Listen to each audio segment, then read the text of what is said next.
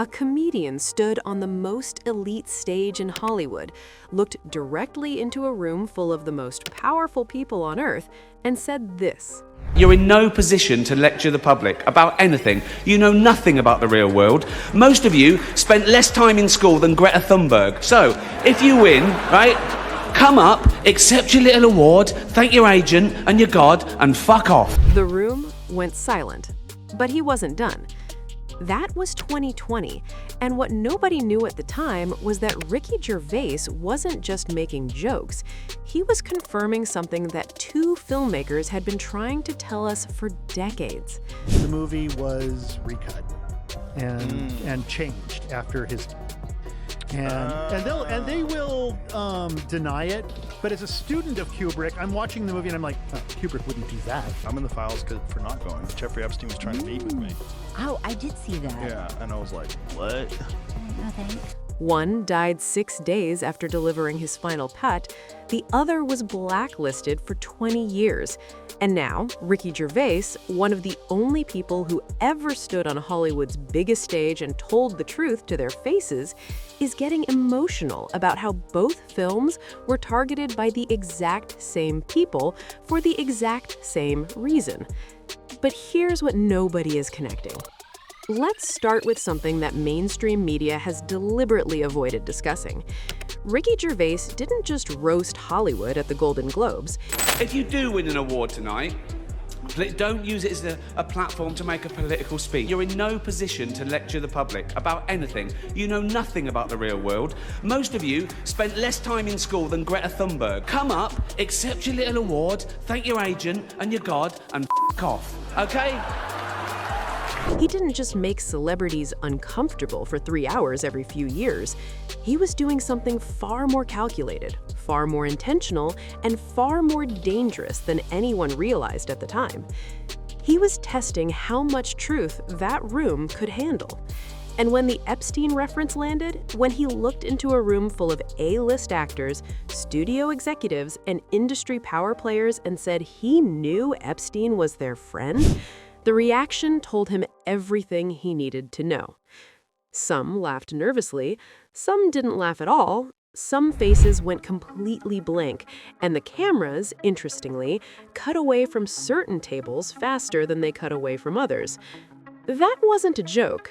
That was a man who had spent enough time inside the machinery of Hollywood to understand exactly how it operated, standing on the biggest platform they'd ever given him and throwing a grenade into the center of the room. And here's what you need to understand about Rickey Gervais. He's not American. He didn't come up through the Hollywood system. Early days, obviously, separate nothing. In fact, we lived in one room for like the first 6 years. I mean, it was tiny. It was a bed, a window, a door, obviously, to get into it. In bed, right, I could open the fridge door. Yeah. Seriously, there was a fridge, a cooker, and a sink. Yeah. There wasn't even a bathroom. That was shared with the other rooms. He made his name in British television, created The Office, built an empire overseas, and only entered the American entertainment machine after he was already too big to control. That distinction matters because the people who get destroyed by Hollywood are almost always the people who owe Hollywood everything. The child stars, the actors who were discovered young and groomed for fame, the directors who needed studio money to make their visions real. I was surrounded by them when I was 14 years old. Surrounded. Literally. Didn't even know it. It wasn't until I was old enough to realize what they were and what they wanted and what they were about and the types of people that were surrounding me till I went, oh my God, they were everywhere like vultures. Gervais owed them nothing, and he knew things. In recent interviews and podcasts, moments that have been deliberately undersurfaced by algorithms and media coverage, Gervais has started talking about two specific films with a level of emotion that doesn't match his usual comedic detachment: Eyes Wide Shut and The Passion of the Christ. What is the one piece of material I would actually rather know at this point than the contents of the Epstein files is the 25 minutes that were cut from Stanley Kubrick's Eyes Wide Shut. Two films made decades apart by two completely different directors working in two completely different genres. One, a psychological thriller about elite secret societies, the other, a religious epic about the final hours of Jesus Christ. On the surface, they have nothing in common, but Rickey Gervais understands what both films actually are. And when he talks about them now, there's something in his voice that sounds less like comedy and more like grief. Because both films, according to the pattern Gervais has been quietly outlining, were targeted by the exact same coordinated suppression campaign. Both directors paid a price that should have been impossible in a free society, and both films contain information that certain powerful people desperately needed to stay hidden. Let's build the foundation of what Gervais has been pointing toward, because you cannot understand why these two films were targeted unless you understand what they were actually saying. Stanley Kubrick was not a casual filmmaker. This was a man who spent years, sometimes half a decade, preparing for a single project. I had a script that was from set, and I was reading it over the weekend, and I saw that it has this, I've known this for a long time, but I started really thinking about it over the weekend. It's missing a narration. It's missing a third-person narration that was originally in the... By the time a Kubrick film went into production, he had frequently become one of the foremost experts in the world on its subject matter, not just cinematically, academically. The man researched Napoleon so thoroughly that historians consulted his notes. He studied the Vietnam War so deeply that his film about it, Full Metal Jacket, is still used in military academies.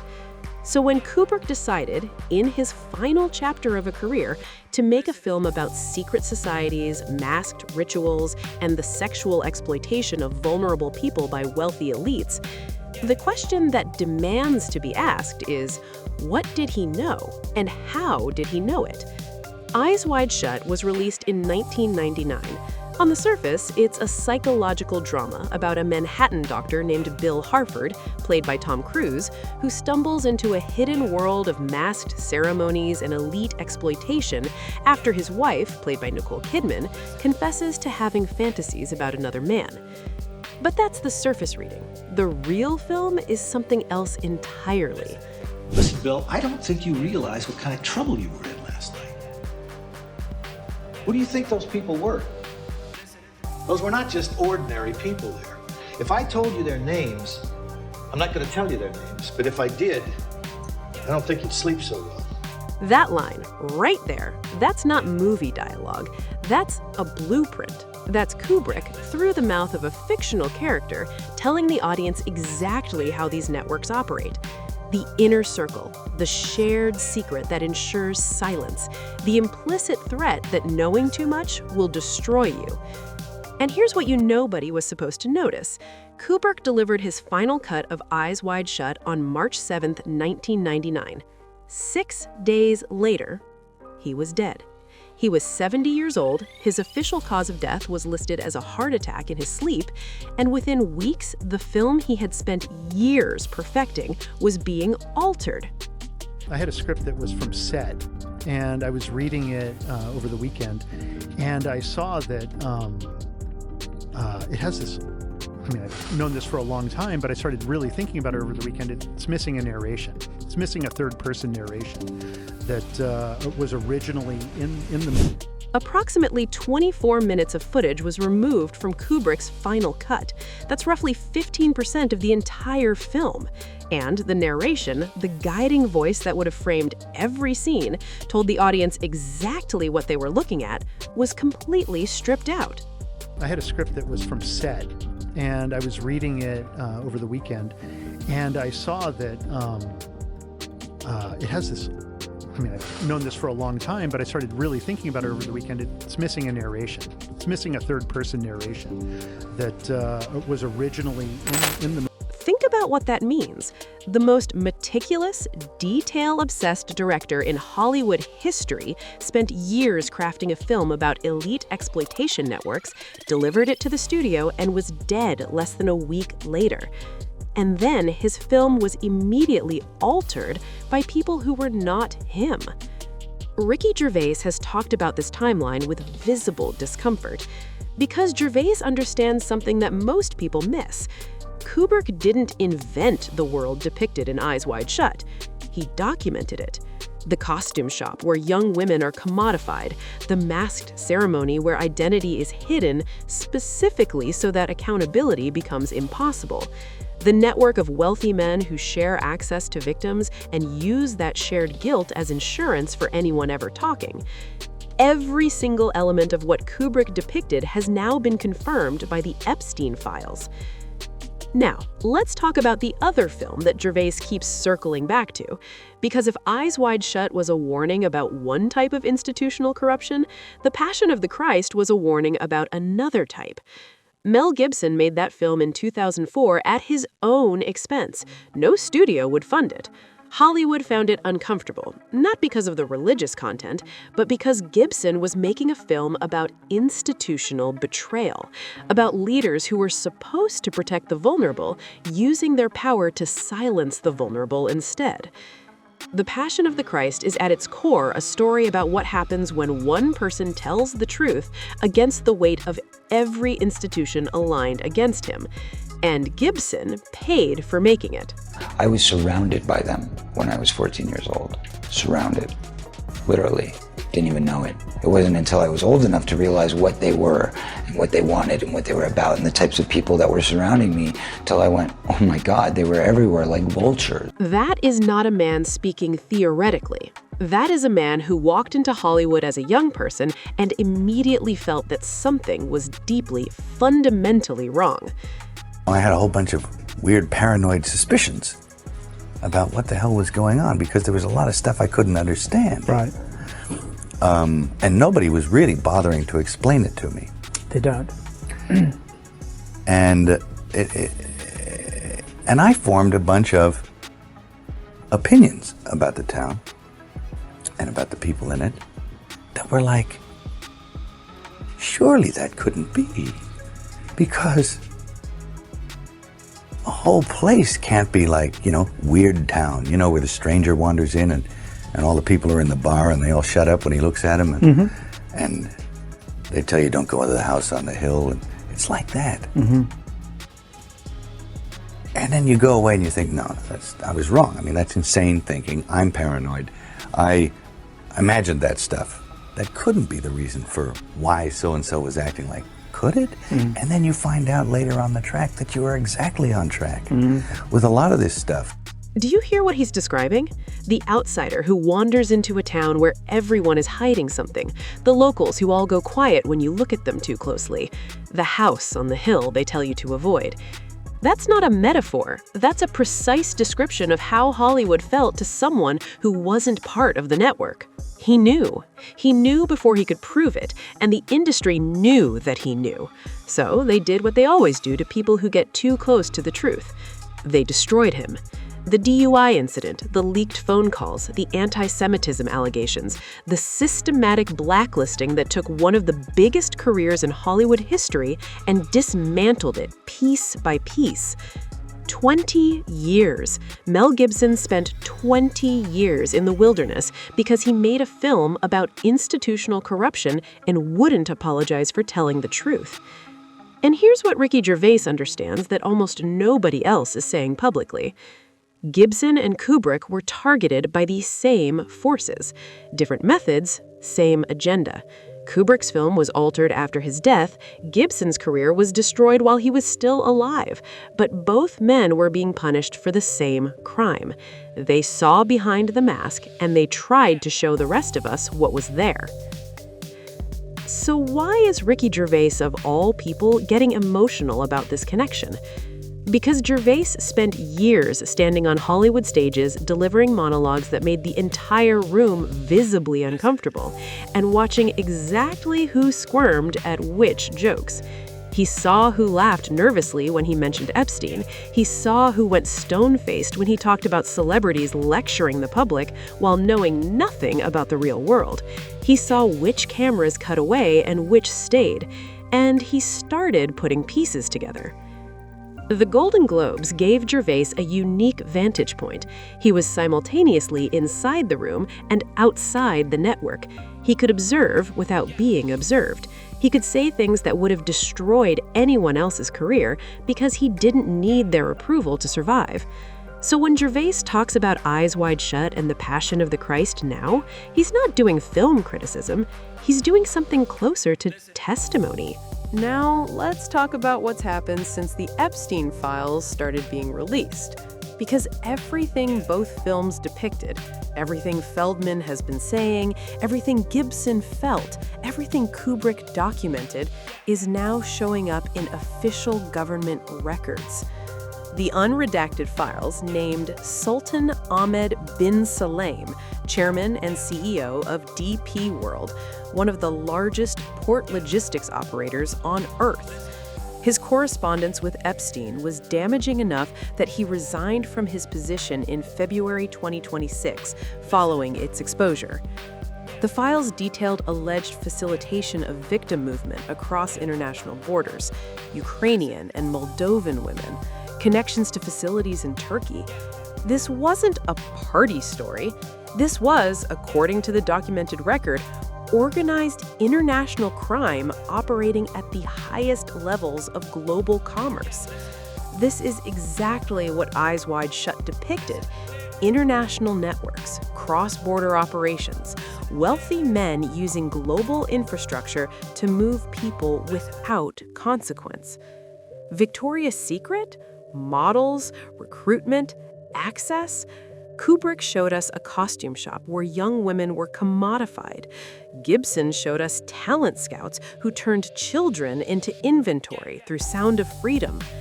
Feldman allegedly ran the real version of both. There were a lot of people that had very cozy relationships with Epstein, whether they were involved in any of these alleged activities or not. But they don't even care because it's appearances that get you in trouble. So you have to basically put as much distance between yourself and Epstein as you possibly can. And I think in order to do that, a lot of people end up lying about it. That's the architecture of silence. The network protects itself not just through active conspiracy, but through the simple calculation that everyone involved has more to lose by telling the truth than by staying quiet. Kubrick understood this. That's why Eyes Wide Shut spends so much time on the institutional machinery, the fixers, the gatekeepers, the people whose job is to ensure that nothing ever reaches the surface. Gibson understood this. That's why he made The Passion of the Christ outside the studio system at his own financial risk. He knew that the institutions themselves were compromised. And Gervais understands this. That's why when he talks about both films now, there's genuine emotion in his voice. Because he's watching, in real time, everything those filmmakers tried to warn us about being confirmed by government documents.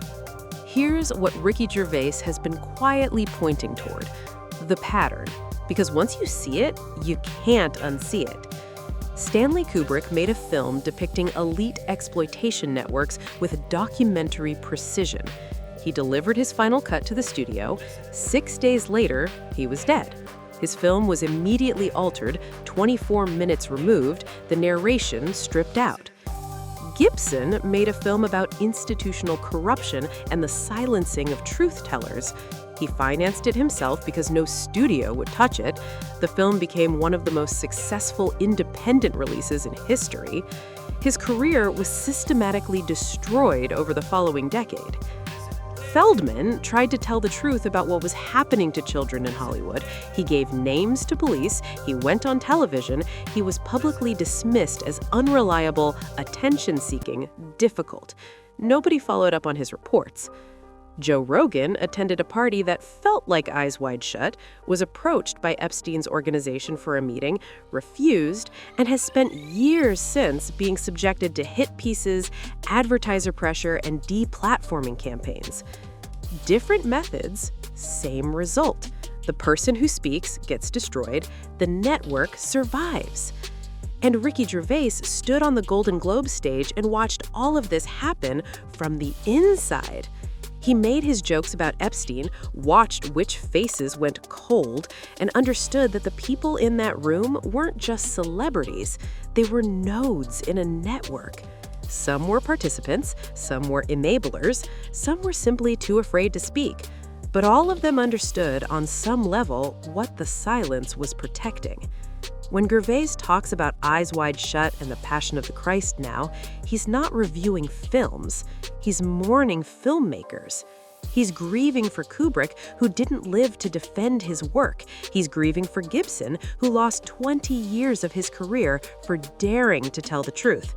He's grieving for every person who tried to speak and was crushed by the machine. And he's also, in his own way, preparing. Because Gervais knows something that the people in those Golden Globes audiences didn't realize. He wasn't just making jokes, he was building a record. Every Epstein reference, every crack about Hollywood hypocrisy, every moment when he told the room they were in no position to lecture anyone, he was creating a documentation. So that when the files dropped, when the names started coming out, when everything Kubrick and Gibson tried to tell us was finally confirmed, there would be a record of who laughed and who didn't, who clapped nervously and who sat frozen, who was in on the joke and who was the joke.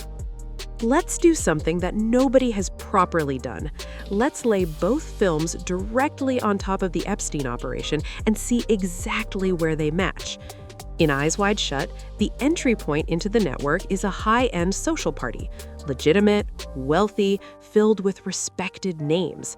That's how Dr. Harford gets pulled in, through access granted by someone he trusted who was already inside. In the Epstein files, we see exactly this. Scientific conferences, philanthropic events, private islands where Nobel laureates mingled with billionaires and models, the appearance of legitimacy as the entry mechanism. In Eyes Wide Shut, there's a costume shop run by a man named Milich who casually offers his teenage daughter to customers. She has no agency. She is a commodity. Thank you, Mr. Milich. I'll call you soon. Goodbye, gentlemen. In the Epstein operation, according to court documents and survivor testimony, vulnerable young women were recruited through fake modeling agencies, talent scouts, and promises of opportunity. They were inventory.